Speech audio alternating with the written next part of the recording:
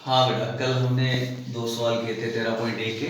आज हम तीसरा सवाल कर रहे हैं। उसको ध्यान से देखो। मैं तीसरा सवाल पहले मैं पढ़ रहा हूँ आपके लिए कि किसी आयताकार हॉल के फर्श का जो परिमाप है, किसी आयताकार हॉल के फर्श का जो परिमाप है वो 250 मीटर है। परिमाप, ठीक है ना। और यदि 10 रुपए प्रति वर्ग मीटर की दर से 10 रुपए प्रति वर्ग मीटर की दर से उस हॉल की चारों दीवारों पर सफेदी कराने का जो खर्च है, रंग करवाने का, पेंट कराने का जो कुल व्यय है वो 1500 रुपए है बेटा। तो हमें हॉल की ऊंचाई ज्ञात करनी है। हॉल कितना ऊंचा बना हुआ है, ध्यान से समझ में आ गया बेटा। तो देखो हमारे पास है, ध्यान से देखना बेटा। अब हमें ज्ञात करना है, पहले हम ज्ञात करते हैं चारों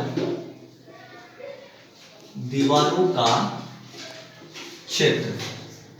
चारों दीवारों का क्षेत्रफल है बेटा। जब हमारे पास कुल खर्च दे रखा हो और 1 मीटर का खर्च दे रखा हो तो हम कुल खर्च में 1 मीटर के खर्च का भाग लगाएंगे तो हम जितना क्षेत्र रंग करेंगे या पेंट करेंगे उसका भाग प्राप्त हो जाएगा। तो हमारे पास है कुल व्यय बटा 1 मीटर का व्यय। देखो ना, कुल व्यय अपने पास है 15,000 और 1 वर्ग मीटर का जो व्यय है, 1 वर्ग मीटर का व्यय है 10 रुपए बेटा। तो 15,000 में 10 का भाग देंगे बेटा तो 0 से 0 कट गया, बस कुछ नहीं बचा, अर्थात 15,000 वर्ग मीटर। यानी कि चारों दीवारों का जो क्षेत्रफल है, चारों दीवारों का जो क्षेत्रफल है बेटा, दीवारों का क्षेत्रफल बराबर 15,000 वर्ग मीटर। अब देखो बेटा, हमारे पास है एक तो फर्श का परिमाप, फर्श का परिमाप। अगर इस फर्श के परिमाप को हम ऊंचाई से गुणा करते हैं, देखो फर्श का परिमाप होता है 2 ब्रैकेट में L प्लस बी, यानी कि लंबाई प्लस चौड़ाई इनटू ऊंचाई। अगर हम इसको ऊंचाई से गुणा करते हैं तो हमारे पास आता है चारों दीवारों का क्षेत्रफल, चारों दीवारों का क्षेत्रफल। उसी प्रकार फर्श का परिमाप इनटू ऊंचाई, यानी कि किसी वस्तु के परिमाप, आंगन के परिमाप को अगर हम ऊंचाई से गुणा करते हैं तो भी वही बात है, चारों दीवारों का क्षेत्रफल। समझ में आया बेटा। देखो 2 इंटू लंबाई प्लस चौड़ाई इंटू ऊंचाई, यानी कि 2 ब्रैकेट में लंबाई प्लस चौड़ाई किसका क्षेत्रफल होता है, परिमाप होता है, आयताकार भाग का परिमाप होता है। तो फर्श का परिमाप, क्योंकि फर्श जो है वो आयताकार है, आयत का परिमाप आ गया इंटू ऊंचाई, ऊंचाई से गुणा करते वो होता है चारों दीवारों का क्षेत्रफल।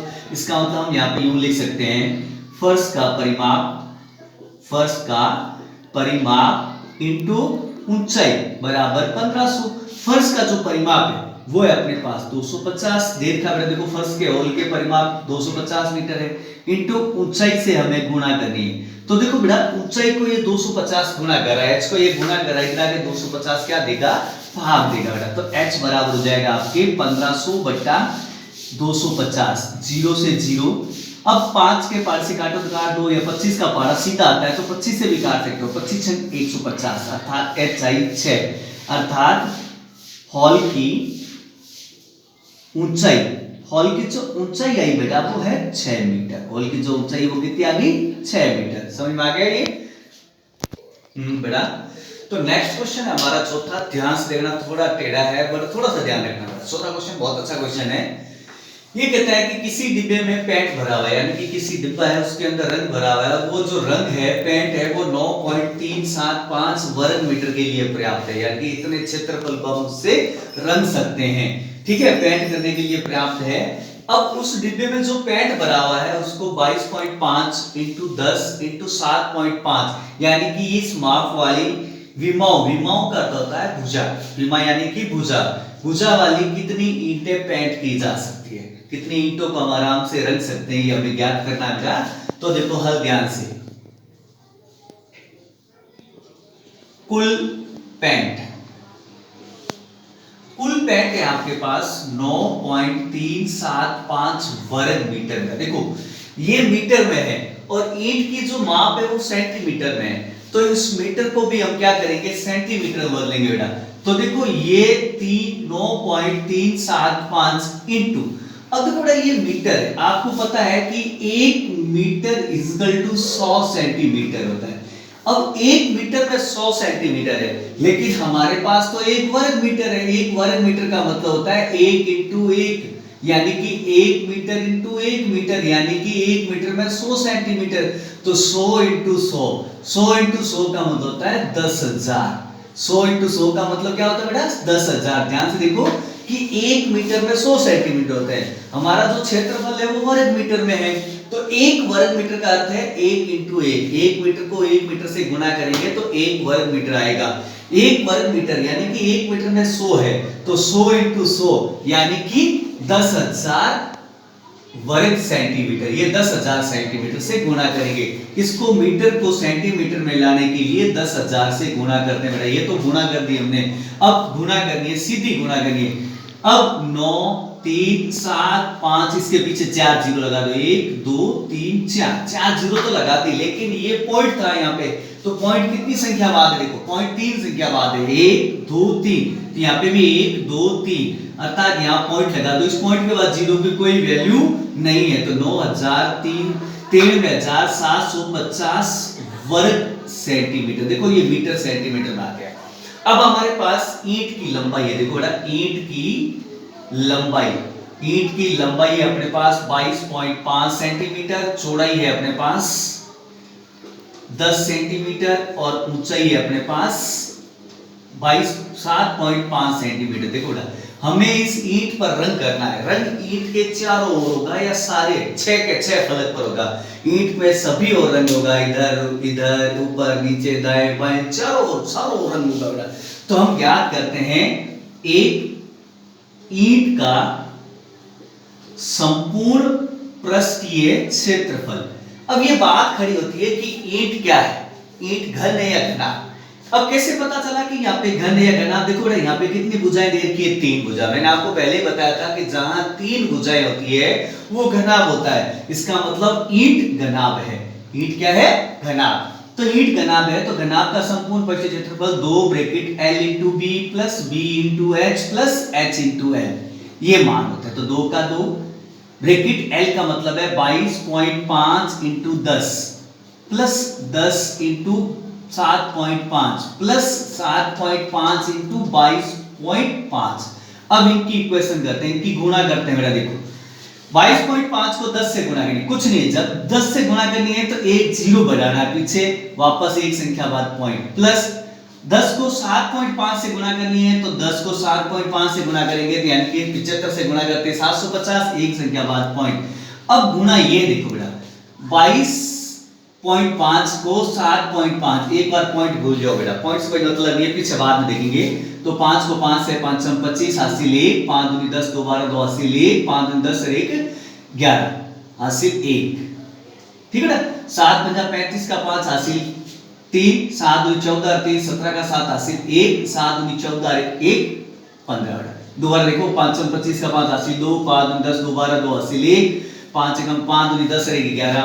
अब 7 की गुणा करते हैं, 7 पंजे 35 का 5 हासिल 3, 7 दूनी 14 और 14 3 17 7 हासिल 1, 7 दूनी 14 1 15। जोड़ो बेटा 5 5 2 7 7 1 8 5 1 6 और 1 6 8.75। पॉइंट 2 संख्या बाद क्यों लगा? क्योंकि देखो एक पॉइंट इसका और एक पॉइंट इसका, इसलिए दोनों का पॉइंट हमने जोड़ दिया बेटा। देखो अब लास्ट 2 इंटू, अब इनको जोड़ते हैं। देखो बेटा अब अपन जोड़ते हैं 168.75 में क्या जोड़ना है? 75.0 और 225.0। पॉइंट के नीचे पॉइंट आना चाहिए, संख्या बराबर नहीं है तो पीछे जीरो लगा के बराबर कर लो, कभी दिक्कत नहीं आएगी। 5 का 5, ठीक है, 7 0 7, 5 5 10 और 8 18 हासिल 1, 6 1 7 7 14 14 2 16 6 हासिल 1 2 1 3 3 1 4 468।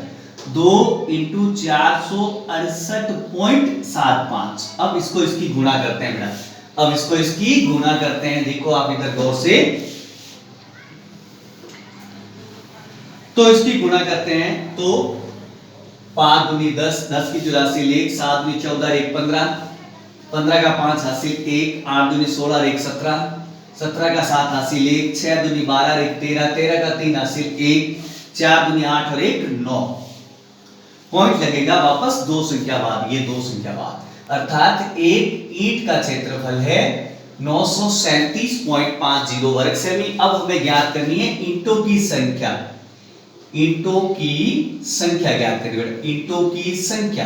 कभी भी संख्या ज्ञात करनी हो, मैंने कल ही बताया था बड़े में छोटे का भाग, बड़ा मतलब कुल रंग में एक ईंट का क्षेत्रफल का भाग, तो कुल पेंट का क्षेत्रफल बट्टा एक ईंट का क्षेत्र। देखो ना कुल क्षेत्रफल है अपने पास 93,750, 93,750 बट्टा एक ईंट का क्षेत्रफल है 937.50। अब बेटा इसका पॉइंट हटाएंगे तो 2 जीरो बढ़ जाएगी। अब एक जीरो से एक जीरो गया बेटा, देखो 3 में 75 से 3 में 75 गया, एक जीरो जीरो 2 जीरो, अर्थात कितनी ईंट होगी 100 ईंट। कितनी ईंट 100 ईंट होगी बेटा। हम 100 ईंट को आराम से रंग सकते हैं, ध्यान से देखना 100 ईंट को आराम से रंग सकते हैं, ठीक है बेटा। अब इसको दोबारा देखो, एक बार और दोबारा बताता हूं मैं आपको।